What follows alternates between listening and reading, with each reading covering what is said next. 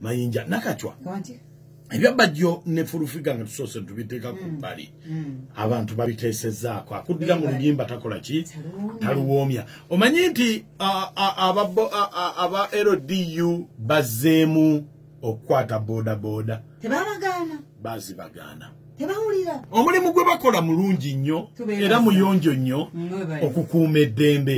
n'ekibabaganye mu kireke tebawulira abaana abo kitegeeza nti mulina kye mukinoonyaamu ate kye mujja otubuulira kiki kye munoonya mu bodaboda jo nabadde ku Salama Road omanyi omuntu ovuga omusaabaze n'omutwala emukono tayimu n'ekukwata yogera n'owa bodaboda mugambe yanguwa ng'olaba omuntu apapadde waka ataddeko n'enkota y'ettooke ataddeko n'ekyennyanja kye ataddeko ne lumonde we apapadde waka naye ate omukwata okwata waaki mugambe bugambi dduka yanguwa obudde bwakuyiseeko dda naye abaana obwedda bavuga baweta baddayo kati neweebuuza agenda ssulawa si beebo be mucreating ate ne bafuuka abamenyi b'amateeka ate kaagati era mu nfuna nga bwe tuli mu nfuna y'akacokano mukundya we waaligambe nti alifunye weyeegeko olubamu loogi tezinnaggula